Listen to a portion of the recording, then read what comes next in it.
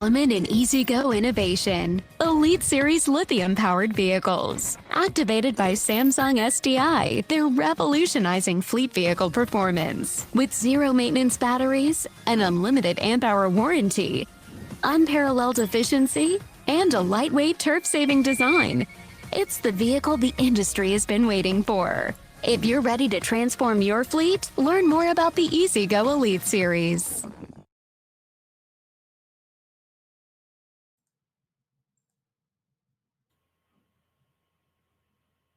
Wow, that was two great videos to start the morning off, right? Great videos. Hi, everyone. I'm Rodney Ritt, Director of Business Development at Delta Q Technologies, and I'd like to welcome you to this session. Please remember that this session is being recorded and available to watch on demand following the end of the session. If you have any questions during the session, please add them to the Q&A tab. You can find that to the top right of your screen.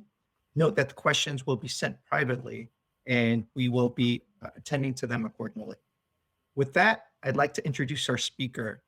I'd like to introduce and welcome Matt Zaremba, Director of Product Strategy, EasyGo Cushman at Textron Specialized Vehicles. We'll be speaking today about the gap between innovation and commercialization. Welcome, Matt. Please take it away. Thank you, Rod. I'll start with saying that EasyGo is proud to support the Future Electrification Conference. Sustainability and reducing our impact on the environment is one of the core values at EasyGo and our parent company, Textron. Our sustainability initiative at EasyGo is called Together for Change.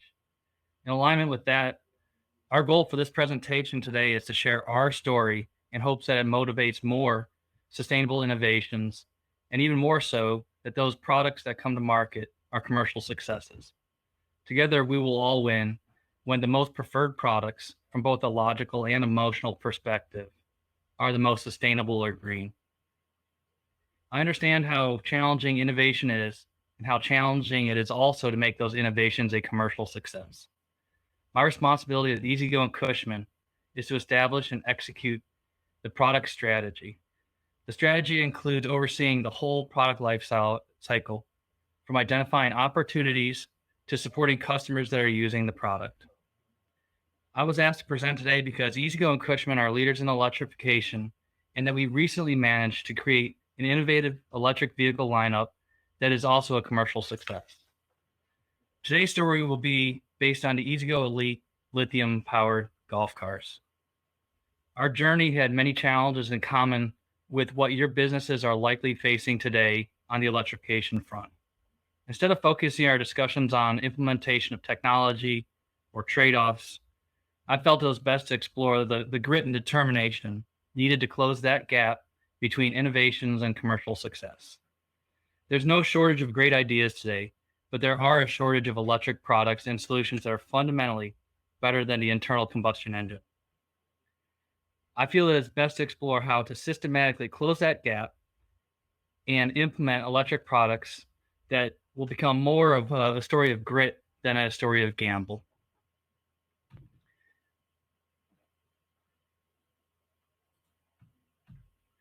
So I'll give you a little introduction on who EasyGo is.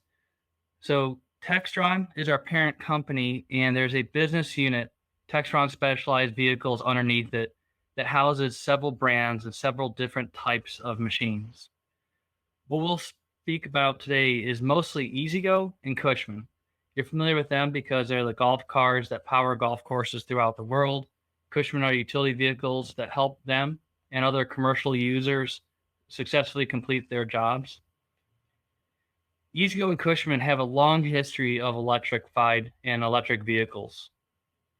Some of the businesses to the further right of Textron Specialized Vehicles are also innovators in electric vehicles or learning on how to implement electric into their products today.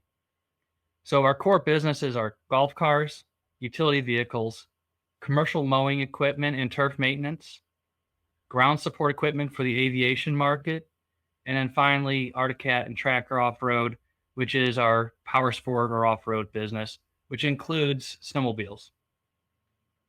So we have a pretty diverse lineup of products. And kind of the spoiler for this presentation is E2GO was founded in 1954, and we were founded on an electric vehicle. So much of what we're talking about today isn't about electrifying an existing vehicle. What we're going to talk about today is going through a market-changing shift in the electric vehicle industry. And why I believe E2GO and Cushman have the credibility to give a presentation in this conference is we're leaders. We're leaders in fleet electric golf cars, electric utility vehicles, especially two-wheel drive ones used in commercial environments. We're leaders in lead acid and lithium batteries.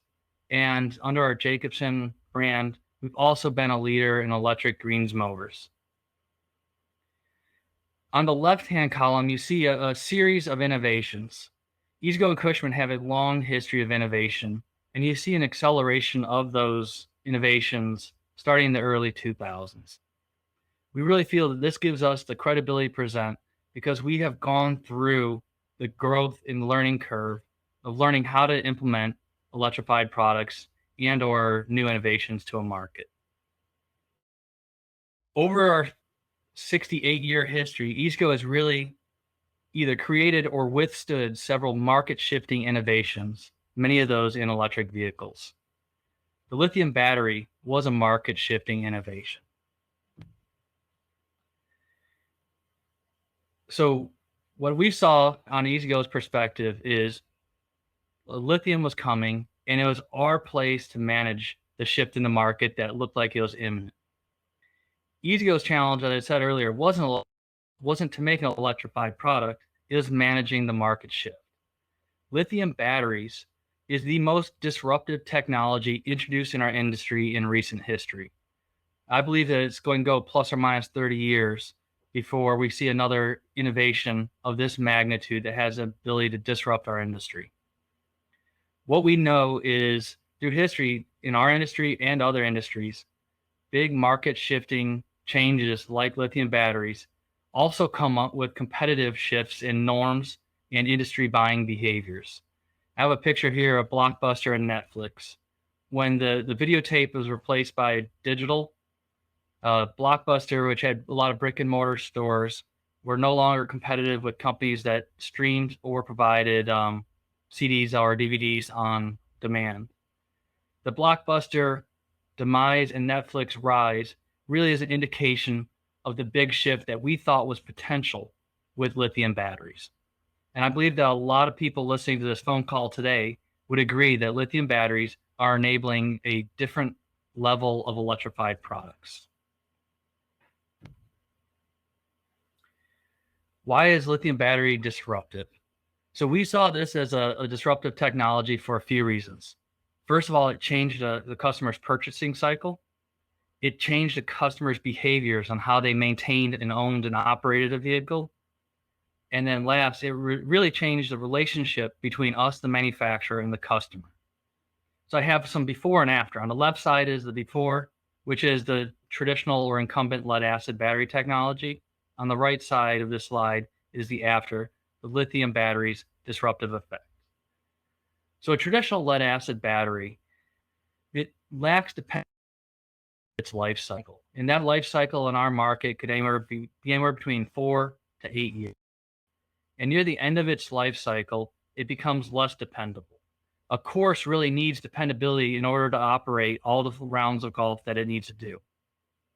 A lithium battery, on the other hand, its life cycle is so long that you don't see a disruption to the golf course operations at the end of its lease cycle or the lease cycle of the vehicle. This is really important for us and our customers because they can reliably make sure that every golfer that wants to play has a car ready for them. The downside of lack of dependability at the end of life is a course is often saddled with unscheduled repairs and potentially, in our behalf, warranty. That makes our customers' budget unpredictable. That's something to manage, being a golf car is one of the bigger purchases that they make in any given year. We also see that lead acid batteries define the lease term of a golf course. There was a game basically played in our industry where our customers would lease a golf car, hoping to turn them back to E-Z-GO at the end of their lease with the batteries fully depleted, so that it would be on us to go and find a way to resell those vehicles with little battery life in them. That's not the case any longer with lithium, because the life of the battery no longer defines the life of the application on a golf course. Further, the long life of a lithium battery allowed us to resell our used vehicles at a higher residual value and see less overall depreciation of the asset.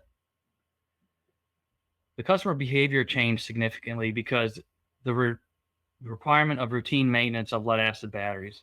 Lithium did a very good job of removing that routine maintenance.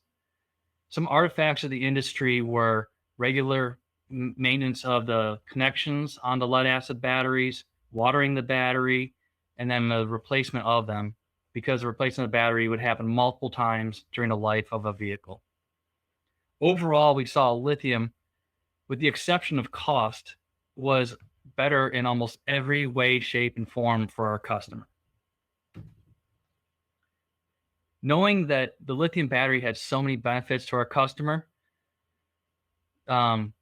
we felt that lithium batteries were going to be inevitable.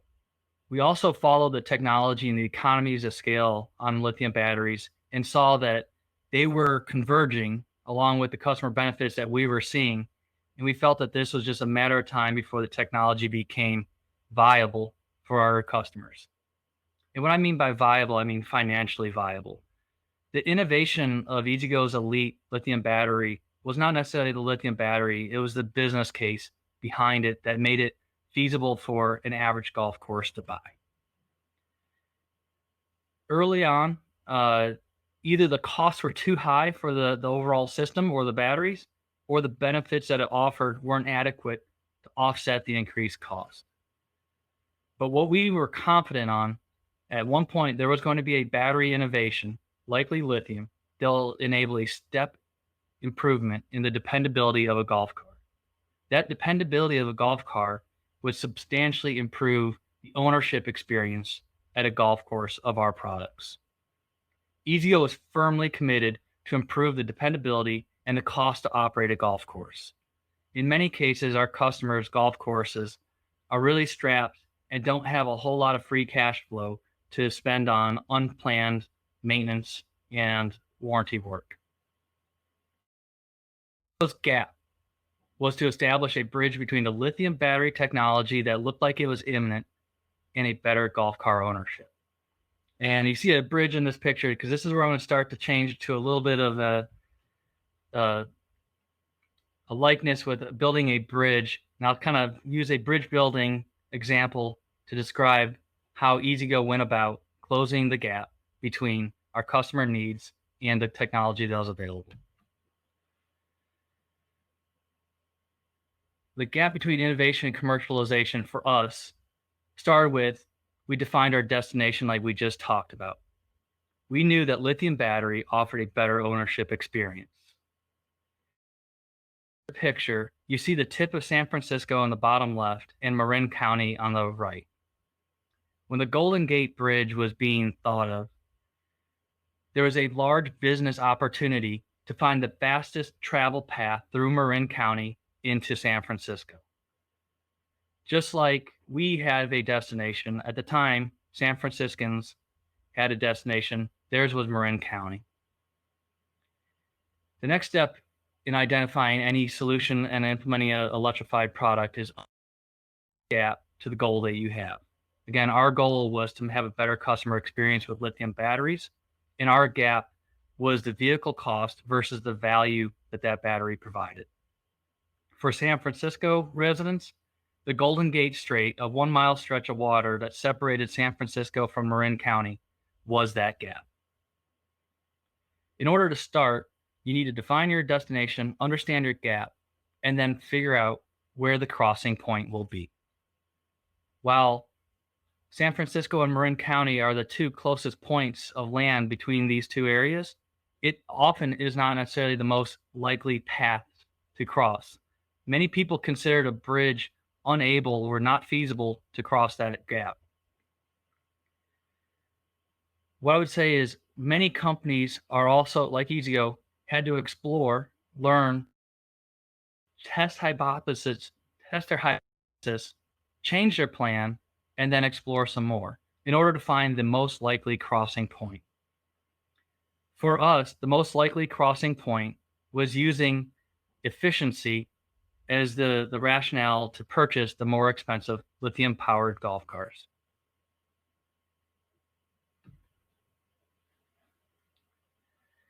In order to get started, once you understand where the best place to cross over and to start your innovation is really to understand what are your strengths.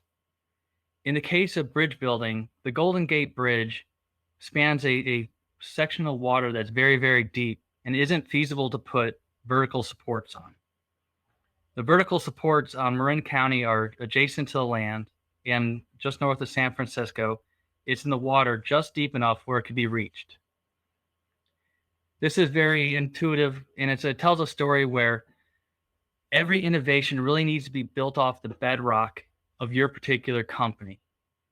The towers for EasyGo really were two things.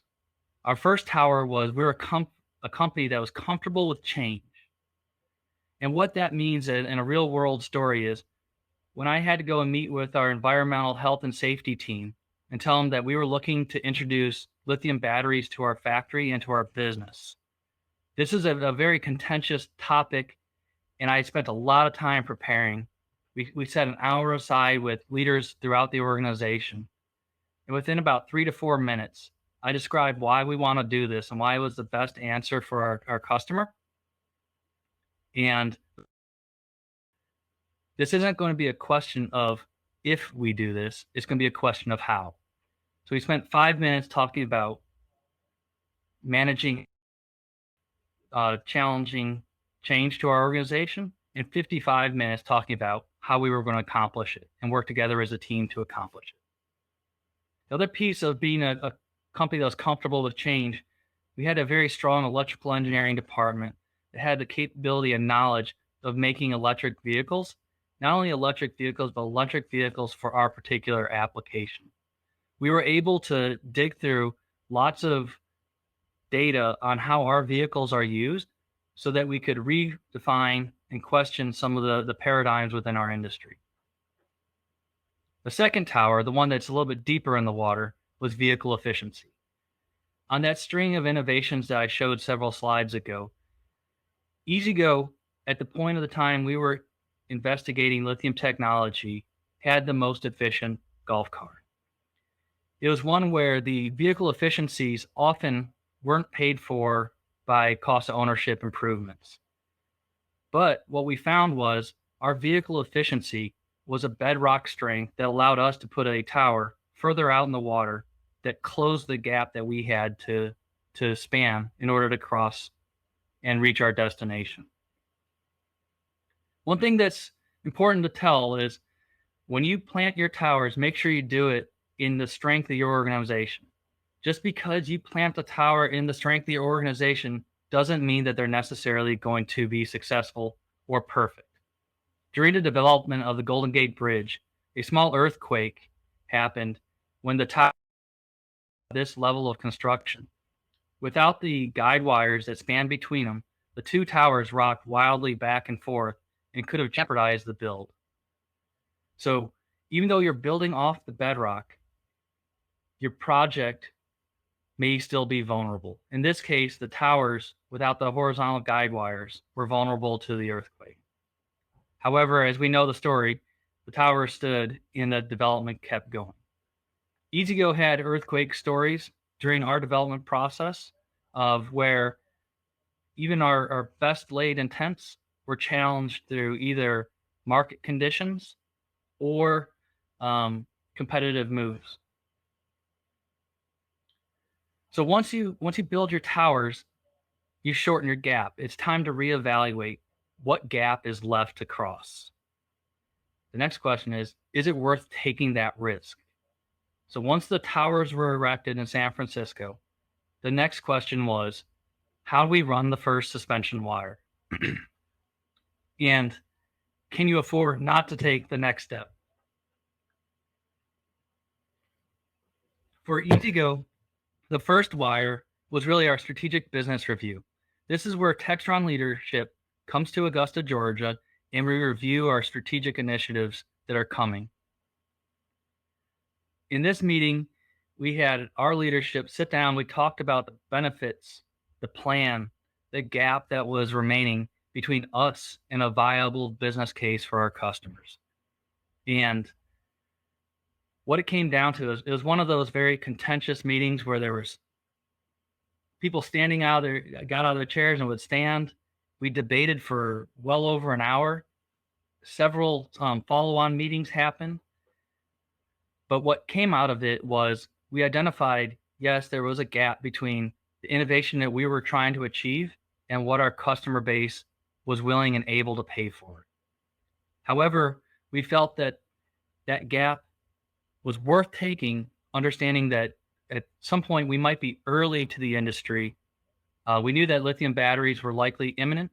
We knew that we were going to be early, and we were trying to figure out, could we afford not to take the risk? For us, the answer was to proceed. Our way to close the gap was to run the first suspension wire between our bridges, and that was in the form of the formal improvement endorsement from our Textron leadership. For the actual Golden Gate Bridge, the running of the first wire was a very complicated. That's the first time that you from San Francisco to Marin County physically with a mechanical device. It involved taking boats, Coast Guard boats, and running a wire across the harbor, shutting down the Golden Gate Strait as those first wires are raised to the bridge. So I look at the first wire as a way to describe that go, no go decision. Once you run that first wire, you can systematically build capabilities and confidence, and while doing that, also finding weak points to be addressed. In the construction of the Golden Gate Bridge, once you had the two wires spanned from the tower, you can run additional wires using the first wire to build a bigger and larger suspension rope. For E2Go, the additional suspension wires were really developing, testing, and improving performance of our product through testing. Our testing was sequentially. It started small, just like the suspension ropes of the Golden Gate Bridge, with testing inside of our factory. It expanded into testing that was monitored at our golf courses. And then further, it went into testing in the field. Again, E2Go is a company that is fundamentally set up to be successful for implementing changes. One of these fundamental bedrock benefits that we have is we have a factory direct sales force and a factory direct service network. This means that we have E2Go employees calling directly on golf courses for sales and service. We relied heavily on that sales and service force to do it. At this point, because we had a relationship in person with our customers, we found some key customers to do testing at. Again, another fundamental bedrock benefit that we had as an organization was we had a fleet management system, often referred to as GPS. Basically, it's a GPS positioning device on our cars that's able to communicate the vehicle information via either cell phone or Wi-Fi back to Augusta. We call this PACE technology. We leveraged PACE technology and monitored our fleet of test vehicles daily for performance or any abnormalities and abnormalities from what we expected to see. As we continue to lay additional wires, additional rounds of golf, additional customers, more challenging environments, we grew stronger as a company. An example of this is our expanding testing program involves service technicians. Those service technicians became comfortable with the product before we ever had a product to release into the market. For the Golden Gate Bridge, 27,572 wires were strung across the two towers. This represented something along the lines of 80,000 miles of wire, if stretched out in one line, could reach around the globe 3 times. EasyGo's testing program was much like that. It was incremental. It started with 1 wire, it grew to 2, and over time, we had enough wires where we were confident that we had a span that can cross the goal that we were looking to cross. This is the picture on the right that I believe a lot of innovations are left at. If our goal was to reach Marin County from San Francisco, we achieved it at this point. This is what I believe an innovation looks like. You physically have mechanically stretched from San Francisco to Marin County, or in EasyGo's case, at this point we had created a lithium golf car that was successfully operating at a number of golf courses. However, the job is far from done. As you can see, this bridge leaves very little commercial opportunity on it because it doesn't have a roadway to cross from San Francisco to Marin County. For EasyGo, having the product but not having it in production, in high volume, left the business opportunity unchecked. The next step of bridge building innovation is to span, in this case, the horizontal wires with vertical wires. The vertical wires, the Golden Gate Bridge, grab the main suspending cables and support the roadway below it. Much like EasyGo's innovation, the vertical wires for us was the processes and the company commitment we needed from many different groups to have that lithium golf car be successful in the market. Some examples of vertical wires at EasyGo include having our service part staff aware of what parts are needed and parts on the shelf. It included having our service technicians aware of how to perform service on the vehicle. It involved working with our banks and lending partners to establish new terms that will be in line with the technology we're presenting. There's hundreds of different examples of where we as a company needed to bridge the actual physical innovation of a lithium golf car to the commercial requirements to make a successful product.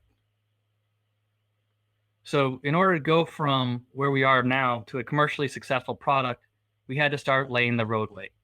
And for the Golden Gate Bridge, once you had the towers built off of bedrock, you have the suspension cables stretched horizontally across those towers, it's time to actually build the crossing deck or the bridge deck. What we saw at the Golden Gate Bridge is they built that deck from every direction possible off of the strengths they had. So they built the deck off the two towers, and they built the deck off of San Francisco and Marin County. And they built in all directions off of the strength that they had already established through the development and identification of the opportunity.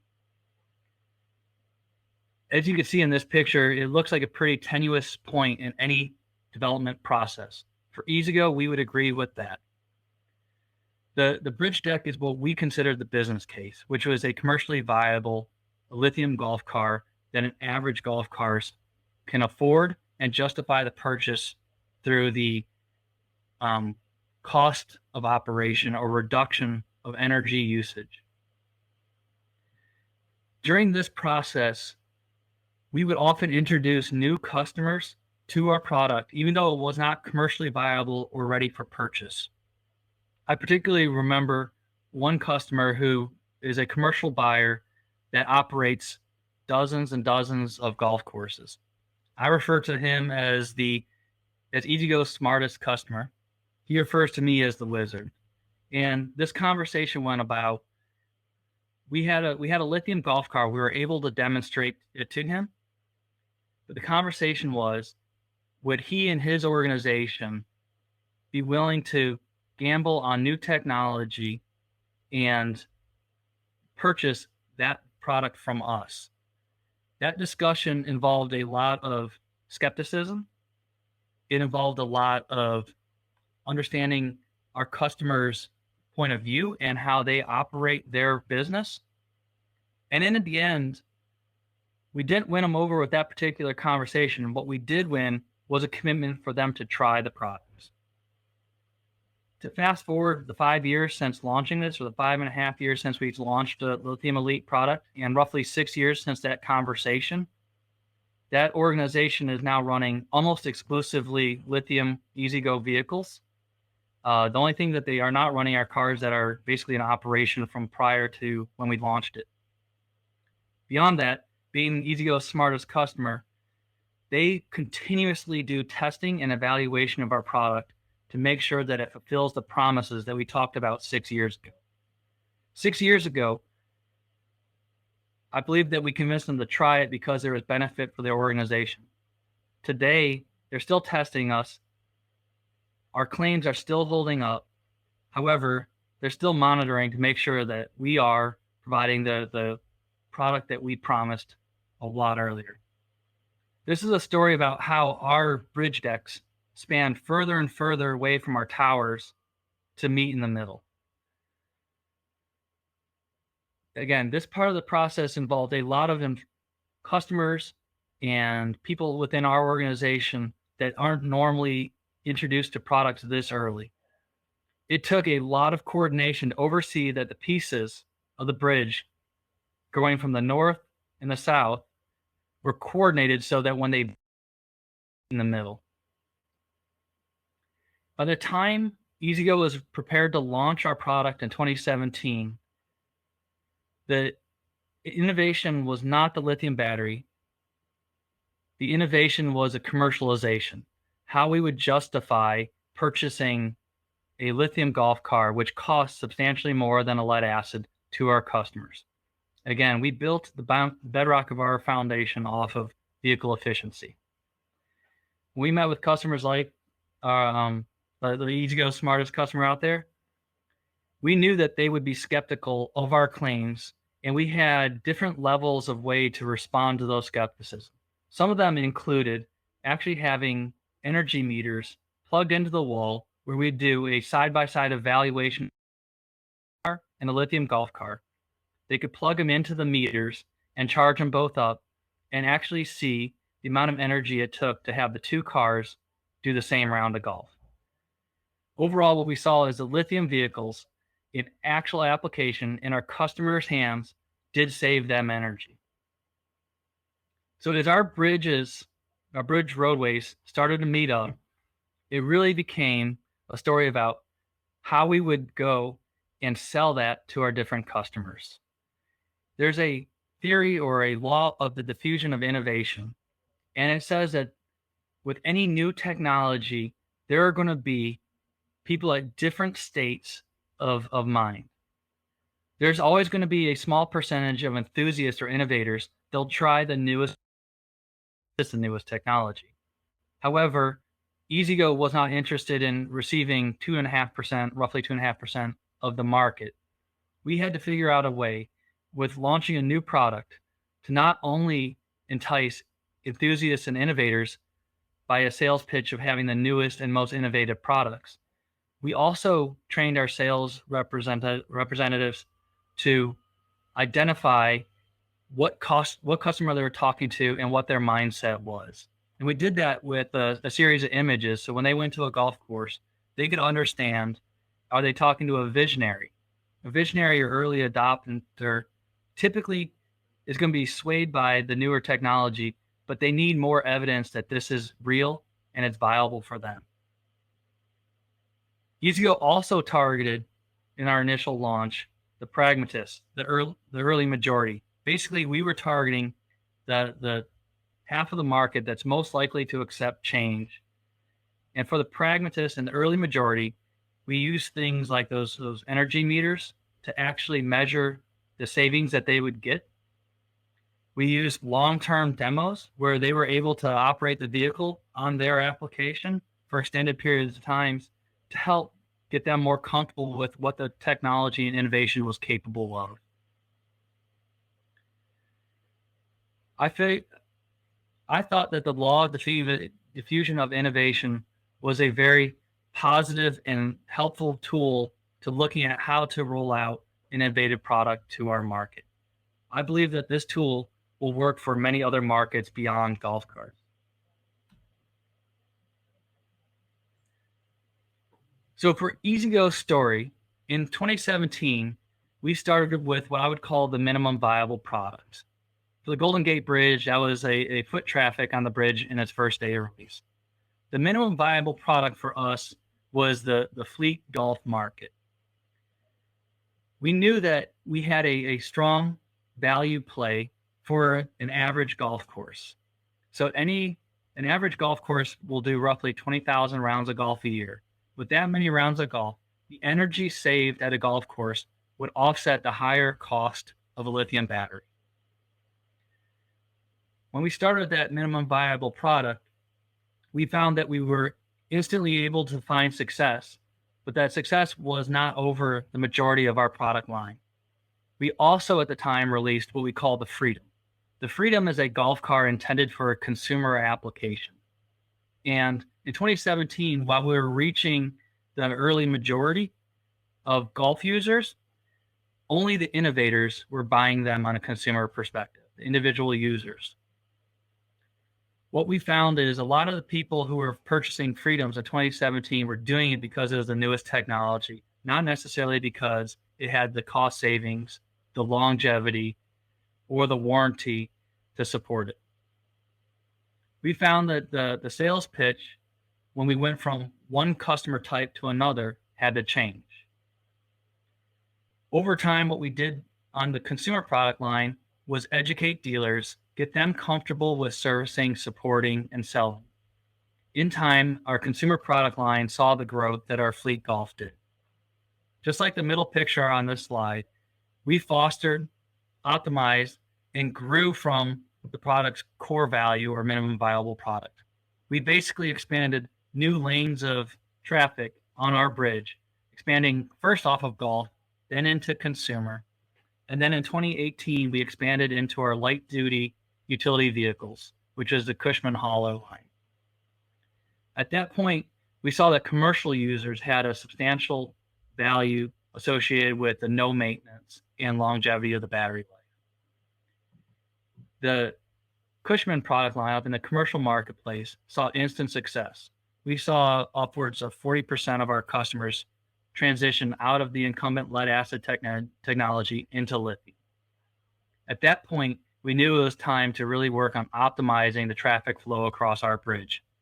For E-Z-GO and Cushman, what that meant was putting lithium batteries across more of our product range. Today in 2022, we have basically expanded lithium technology across all of our products. In addition to that, other Textron Specialized Vehicle businesses are exploring and or have implemented lithium batteries in their products. An example of this would be the Jacobson Eclipse 360 greens mower. It uses lithium battery technology to replace its former lead acid battery alternative. It's allowed that product to achieve unmatched number of greens that could be mowed and a longevity for the life of the product. To fast forward even further, at the beginning of this year at the PGA show, we announced that E-Z-GO was going to discontinue the lead acid battery that our vehicles were founded on 68 years earlier. We are discontinuing the lead acid battery in the golf market that our incumbent or our competitors are still selling today as their primary product. Basically, what we saw is E-Z-GO building the bridge first. We had an advantage on A, understanding the market, B, on technology, and C, establishing the right partners. We believe that the elite lithium batteries is a more sustainable option for the environment, and it's a more sustainable option for our customers. That's why we made the decision to focus our product line primarily and almost exclusively on lithium. So basically what I described on this slide is we started with our fleet golf product where we had the strongest business case or the value for the customer and expanded it sequentially beyond that. We did not try to make all the products out of the gate at the first time. We really basically started with minimum viable product, expanded, and used the path of least resistance, which was the bridge that we created. For the story of San Francisco, the Golden Gate Bridge has the same type of impact. Prior to the Golden Gate Bridge, the world's largest ferry operator operated basically along the same route that the bridge took. That bridge builder really had a lot invested. The ferry operator had a lot invested in making sure that the bridge was never built. They weren't successful to slow it or stall it. But once that bridge was built, it allowed San Francisco to have unprecedented amount of growth and prosperity. The Golden Gate Bridge today remains one of the symbols of that part of the country as an engineering feat and innovation, along with being a very large commercial success. At this point, the ferry operator no longer operates, but the Golden Gate Bridge is key to the overall success of that area. So I know it's a tough parallel to talk about lithium golf cars and the Golden Gate Bridge. The two really shared two things in common. They both were innovations, and they both were commercially successful. For E-Z-GO, our elite lithium technology really followed up on the golf courses value play by lowering their total cost of operation. Beyond lowering their total cost of operation, that allowed our golf courses to purchase the vehicle. Once they received the vehicle, they experienced unprecedented reliability, and they saw that they had dependability at a point in the purchasing life cycle that they did not previously. Again, several years into a lead acid golf car ownership, the vehicle becomes less dependable. That was not the case for E-Z-GO's Elite Lithium. What golf courses that experienced E-Z-GO Elite did is they started talking about the level of performance that they saw. They talked about the cost improvements that they saw in their operation. They talked about the reliability and the performance of it, and others listened. What we saw was a very strong acceptance, and that acceptance on the golf course cascaded into additional product lines, whether it was our Freedom consumer line, our Cushman utility line, or our Jacobson greens mowers. When we were able to cascade those benefits, we were able to approach new markets, and ultimately for E-Z-GO, we moved beyond the battery technology that our company was founded on. There's a lot of benefits and a lot of great things about lead acid batteries, but what we saw is once we established the bridge to a better customer experience, there's no excuse not to take that bridge. And for us, the Elite Lithium battery is the best product for E-Z-GO and our customers, so we took it. So at this point, I'll open the floor to questions and discussions, and hopefully some questions on how E-Z-GO is able to achieve this market-changing innovation. Matt, great presentation. I appreciate the journey and you drawing parallels to the Golden Gate Bridge, because it helps people actually relate to what you're speaking about. There may be some attendees and some folks on this session that are not familiar with the golf cart industry and the parallels between how innovation and commercialization is relatable, right? So by you drawing those parallels to the Golden Gate Bridge, it gave me a good picture of what you guys experienced, what you guys challenges, the gaps and whatnot, and how you guys overcame it. So appreciate that. Again, to the audience, if you have any questions that you would like to pose, Matt, there's a tab to the top right. The questions are sent privately, so we'll be going through them as necessary. So there's one question that popped up, and I'll make it live. Question comes from Jacob Meyer. Can you expand more about how your energy meter showed a savings between lead acid cart versus lithium? I assume the cart would be drawing the same amount of energy for a round of golf. So where's energy savings coming from?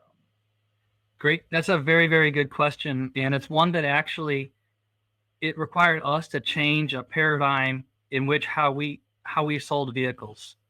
So in our industry was efficiency, basically the equivalent of miles per gallon. We knew how many amp hours it took to do a round of golf for a lead acid product. The change that we had to take was we knew that lithium, because that battery was lighter weight and it was more efficient, would improve our efficiency or increase our mile per gallon number. However, we also had the a lead acid battery and lithium battery accept a charge differently.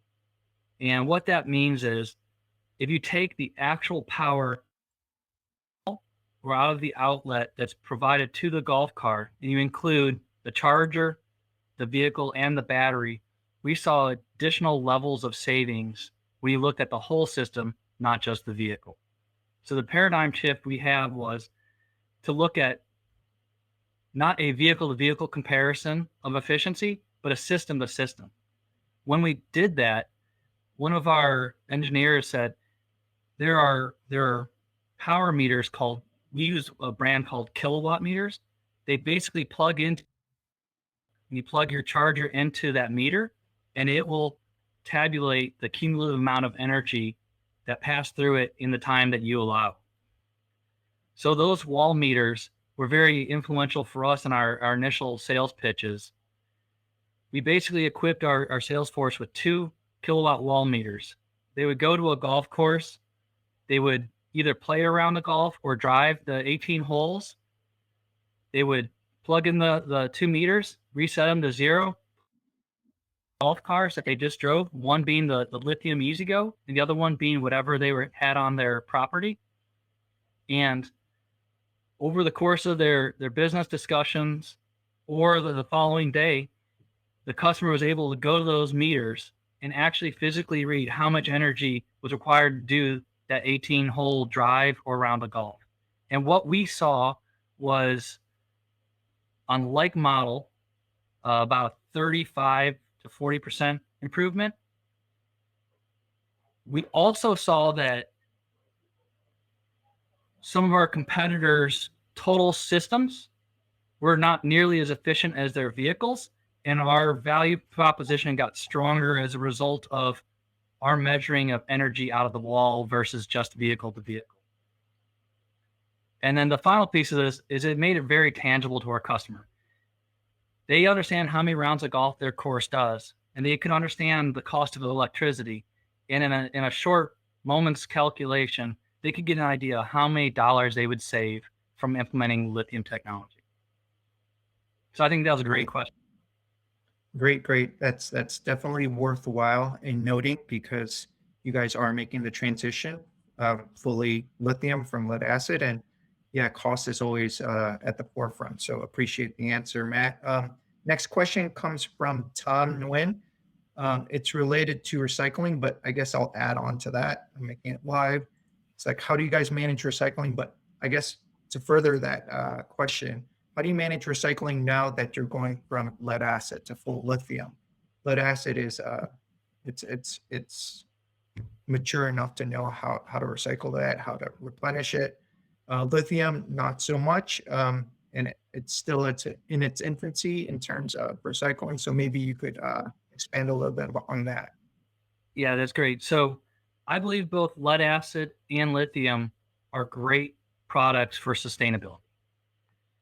The beauty of the lead acid battery market is it's a circular economy. And what that means is, especially in North America, almost all lead acid batteries are recycled.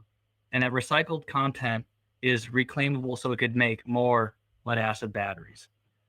That is a very green and sustainable story. But I'll tell you that we believe that our 48-pound lithium pack will basically have the same lifespan as somewhere between 1,000 and 1,800 pounds of lead acid batteries. And that we could start with just the 1,000 pounds as an example. 50 pounds of lead acid, 1,000 pounds of lithium. Sorry, I said it backwards. 50 pounds of lithium, 1,000 pounds of lead acid, you would expect the lead acid market, recycling market, to be much larger. And that is what we have seen. So lithium batteries are absolutely recyclable. The recycling industry is younger, seeing that the battery technology is much younger than lead acid. And there's less total volume or weight being recycled. That does not mean that lithium batteries are not recyclable. That does not mean that there is end of life issues with lithium batteries. It means that the lithium recycling industry is younger and it will be smaller based on the overall weight of a lead acid versus lithium battery. Thanks for the insights. Thanks for what we do is we go with third-party recyclers. I heard that yesterday from the Lindy Corp, where we rely heavily on the people who do recycle and basically provide them batteries in the ways that they ask for. Got it. There's a lot of questions coming up on lithium. So one question here: did lithium increase the market share as a function of the technology and the value prop that lithium provides? So I use that blockbuster Netflix reference. Lithium batteries absolutely created an opportunity for our market dynamics to be shuffled. I think the best way to respond to that is we have seen in our commercial space a lot of organizations retire internal combustion engines and go to lithium electric Cushmans. And they do that because lithium batteries have the ability to have a longer range. So addressing range anxiety for our commercial customers has allowed lithium to take a higher percentage of market share versus the other powertrain alternatives. Great answer. Great answer. A few more lithium, and then we'll go to the journey ahead. So John asks, is there a particular lithium chemistry that was proven more successful, more viable than others?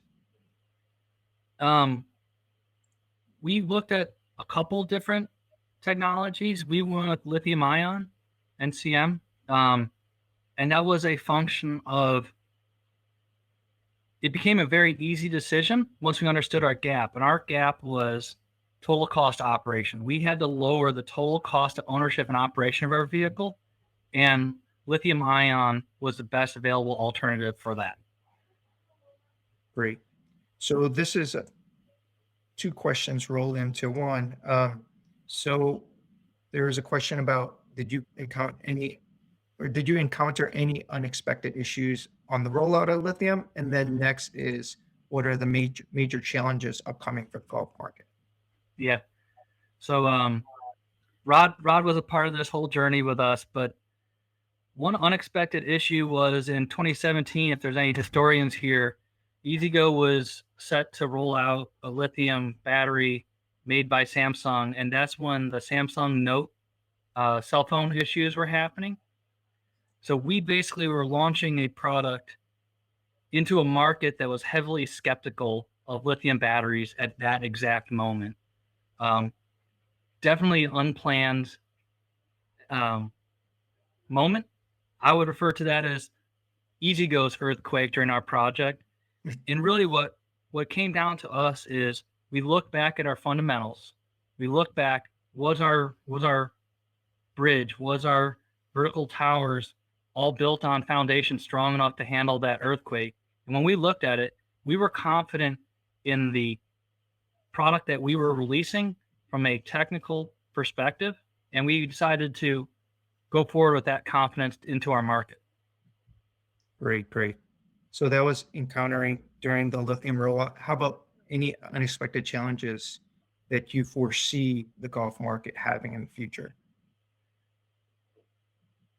I don't foresee a whole lot of unexpected challenges on the actual product. And the reason I say that, and I'm confident with that, is we spent years and years testing. We went to the most challenging courses in the world that E-Z-GO is aware of, to do our testing. And we believe that if we're successful in the most challenging places, that we will be successful in the less challenging places. So from a product standpoint, I don't believe that there's going to be a whole lot of surprises. I do believe that our supply chain, especially recently, is really going to be one of our biggest areas of focus going forward. Great, great. Thanks for that response. A couple more questions. So this one is very general, but it comes from Scott. Bring it up. And he asks, how many employees were working at EasyGo when you made the transition to lithium? Do you think there's a minimum size necessary to make such a big change? I would answer the second half of that question better than the first. So I don't know if there's a minimum size necessary. There is a minimum due diligence necessary. And what I mean by due diligence is evaluation. Not all lithium technology is created equal. We actually are seeing a very, very large span between high quality and low quality lithium products. So regardless of the size of your organization, I would implore you to do significant due diligence and testing. That would be the equivalent of running the horizontal wires across your tower. Do a lot of testing before you go to market. Great, great. Yes, I definitely agree with that. Not all lithium batteries are created equal, and I could attest to that. And I guess that leads to the last question I'm sorry, there's a delay in this, but it is from Brian. In the 5 years since introduction, how many lithium batteries have been needed to be replaced? Could you comment on that? Do you have insights on that? I do have insights on it. I guess I'll- percentage wise. I'm gonna give round numbers, seeing this is public, but if you took lead acid batteries, state of the or best in class warranty numbers, we are orders of magnitude below that. Our lithium battery, it was designed for longevity and reliability, and our warranty batteries literally have names on them that they say like XYZ course number 1 or assembly number 2, drop on floor number 4. Each battery has its own name. And to give you an idea of perspective, and I don't think this is unique to Easy, with the lead, we actually had a full-time employee processing battery warranty claims. So we went from a full-time job to it's something that we our warranty cage every couple quarters. So very, very significant improvement in reliability. Great, Matt. I think that was very informative. That's basically all the questions. Appreciate the time and all the insights. It's definitely been a great journey thus far with EasyGo, Delta Q, and formerly when I was at Samsung. We look forward to the journey with the Zappi group and appreciate you presenting again and taking your time out to support the effort. Thank you so much. Great. I appreciate the opportunity. And with that, I believe this session is over.